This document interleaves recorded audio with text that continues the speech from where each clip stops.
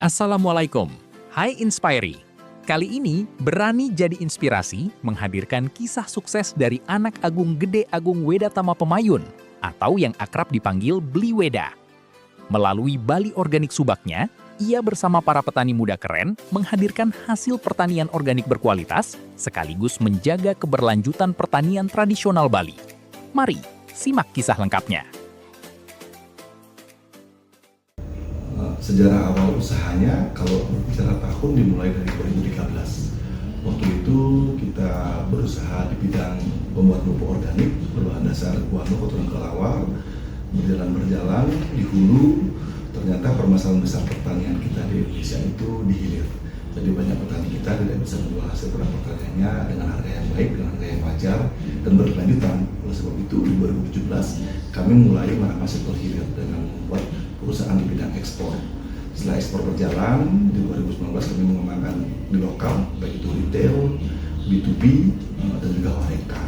Kami mengembangkan aplikasi startup berbasis online, dan di saat COVID, saat semua bisnis shutdown atau idle tidak bisa berjalan, alhamdulillah sementara online bisnis kami berjalan cukup bagus, tumbuh hampir 500% waktu itu, dan bisa menutupi sektor bisnis yang lain yang terhenti karena COVID. Jadi kami tidak harus mem-PHK karyawan atau tim, sehingga masih bisa berjalan. Di 2023 saat ekspor bisa berjalan lagi, kami kembali menjalankan bisnis baik itu retail, online maupun ekspor. Usaha ini sendiri sebenarnya secara holistik kami berusaha untuk membuat ekosistem pertanian dari hulu sampai hilir, dari hulunya hulu sampai hilirnya hilir. Hulunya hulu itu apa? Dari waste, dari sampah, dari bahan-bahan yang nggak berguna, dari sisa hasil produksi, sisa hasil pertanian seperti daun, batang, sayur, terus sayur yang reject kami olah menjadi pupuk dan pakan ternak. Itu jadi menjadi pupuk, dari pupuk kita kembalikan ke kebun, di kebun hasilnya kita pasarkan baik itu lokal maupun ekspor, dan di hilir kami memasarkan secara retail online, B2B maupun ekspor. Kalau sekarang bisnis BOS sudah terbentuk ekosistem baik hulu maupun hilir. Di hilir sendiri untuk BOS kita di bawah naungan Koperasi Petani Muda Keren, karena kekuatan utama bisnis saya rasa adalah people, manusia. Ketika kita bisa empowering people, saya rasa bisnis akan berjalan dengan baik, karena fokusnya adalah membuat kebaikan untuk orang banyak. Itu yang kami fokuskan, kami lakukan. Bagaimana kami berusaha untuk mensejahterakan sebanyak-banyaknya petani, karena jika petani sejahtera, bisnis kita pasti akan berjalan dengan sejahtera juga, itu berbanding lurus. Lebih ke tantangan besar bisnis pertanian adalah bagaimana kita mengedukasi manusia terkait mindset. Memang sangat berat, dibutuhkan waktu bertahun-tahun. Kami hampir 13 tahun di bisnis ini, dan saya melihat sampai hari ini memang tantangan terbesarnya manusia. Bagaimana petani kita yakinkan dengan bukti, dengan edukasi, dengan framework sistem, sehingga mereka bisa mau migrasi bertani yang ramah lingkungan. Bisnis kami adalah pertanian organik, pertanian ramah lingkungan, pertanian sama-sama dengan mengedepankan smart farming. Smart farming itu tidak semata-mata teknologi, tapi ada 3 yang pertama itu smart farmers. Bagaimana kami empowering petani kami untuk menjadi petani pintar. Apa itu petani pintar? Petani yang keluarganya sejahtera, petani yang punya income, petani yang memiliki multi income harian, income mingguan, income bulanan, sampai gaji ke-13. Sehingga petani itu yakin kalau menjadi petani itu adalah pekerjaan yang membanggakan dan menyenangkan. Terus yang kedua adalah smart culture. Nah, ini menjadi fondasi atau visi bisnis kita, bagaimana budaya harus kita jaga. Budaya yang kita kembangkan di BOS adalah budaya pertanian organik, pertanian yang ramah lingkungan, pertanian yang sama-sama. Bagaimana kita menjaga air kita, menjaga hutan, menjaga tanah, menjaga lingkungan, pada akhirnya menjaga kesehatan alam secara holistik. Petaninya sehat, konsumennya sehat, alamnya sehat, kantong petani juga sehat. Yang terakhir, smart teknologi. Jadi kami mengembangkan teknologi di bidang pertanian, baik itu di on-farm dengan smart farming system, dengan sistem drip irigasi, sprinkler, penggunaan sensor, pH, dan lain sebagainya. Di hilir juga kami mengembangkan digitalisasi, penjualan berbasis aplikasi, petani kami juga menggunakan aplikasi. Jadi semua sistem kami di-drive atau disupport oleh teknologi, sehingga transparansi, efisiensi, semua dengan mudah kita dapatkan. Karena pekerjaan pertanian kita di Indonesia tantangannya jadi sangat sulit mendapatkan kualitas yang kita inginkan, yang kedua kontinuitas, dan juga kualitas. Jika pengalaman sesuai dengan pengalaman kita, yang kita menggunakan teknologi, ketiga faktor penting ini bisa kita jaga karena kita punya big data yang bisa mengintegrasikan hulu dan hilir dengan sistem IT yang ada. SDM itu bukan masalah tapi tantangan. Saya ingat saya punya sahabat, dia selalu bicara mengenai Witing Tresno Jalanan Suko Kulino. Jadi cinta itu tumbuh karena kita sering bersama. Itu yang kami lakukan di Muda Keren. Kita membuat, jadi bisnis kami itu berbasis komunitas. Komunitas terbentuk koperasi yang menjadi unit bisnis koperasi. Jadi semua bisnis-bisnis yang ada di bawah koperasi itu mengintegrasikan hulu sampai hilir dari para petani, dan unit bisnis dimiliki oleh para petani. Kalau tadi ditanya challenge-nya tentang manusia, memang Witing Tresno Jalanan Suko Kulino kita membuat P4S, pusat pelatihan dan swadaya, di sana tempat kita berkumpul, bersenda gurau, jadi bersama-sama. Jadi semakin sering ketemu, semakin ikatan itu muncul, semakin cinta itu tumbuh.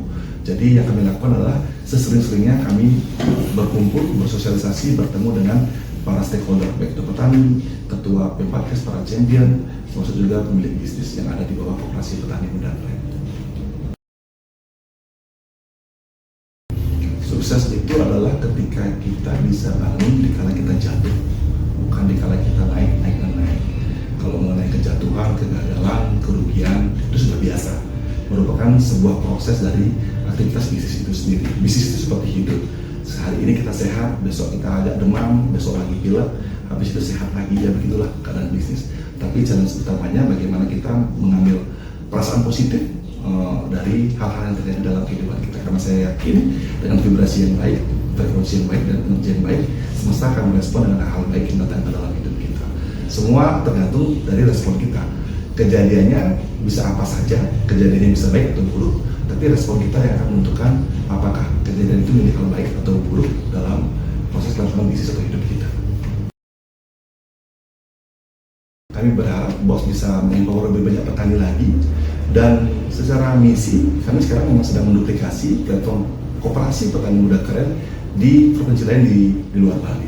Tapi bukan kami mengambil posisi, kami berusaha untuk melahirkan para champion baru.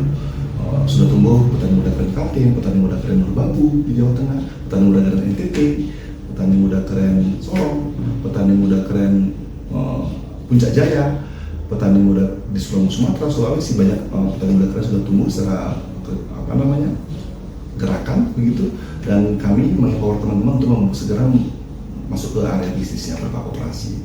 Setelah koperasi mereka harus membuat unit bisnis sehingga bisa tumbuh menjadi komunitas atau gerakan yang bermanfaat untuk kehidupan mereka. Karena kalau gerakan, kalau komunitas cuma berbasis community atau movement, saya rasa tidak akan berjalan baik. Harus ada elemen bisnis yang menjadi fondasi dalam aktivitas pergerakan itu. Dan kami di Petani Muda Keren, saya rasa sudah cukup proven, terbukti dengan terbentuknya P4S, terbentuknya koperasi, terbentuknya unit bisnis.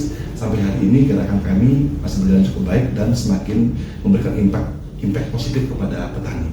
Contoh, sejak 2025 kami sudah mulai ekspor salak kita ke Cina, dan sekarang tidak ada lagi isu buah salak murah di Pulau Bali.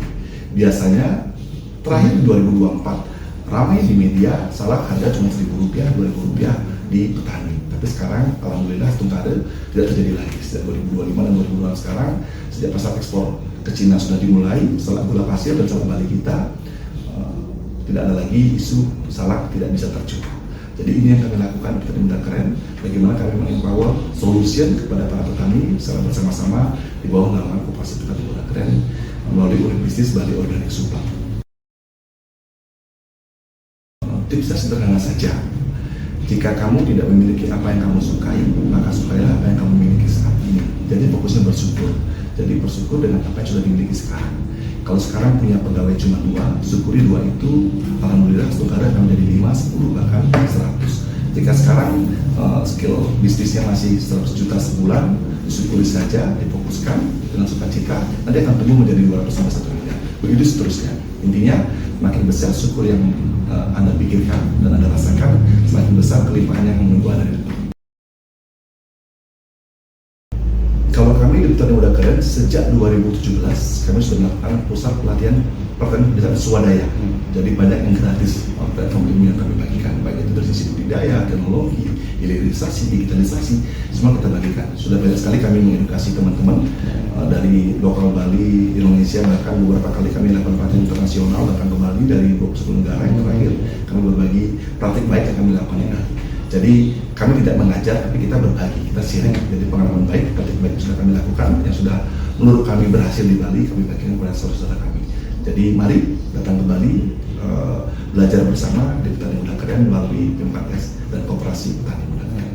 Cuma lewat 4 langkah, kamu bisa belajar bisnis langsung dari pelakunya. Tonton kisah inspirator, daftar program mentoring, belajar langsung bersama mentor, dan mulai langkah usahamu. Belajar lebih nyata, lebih dekat, dan lebih inspiratif. Saatnya berkembang dan berani jadi inspirasi.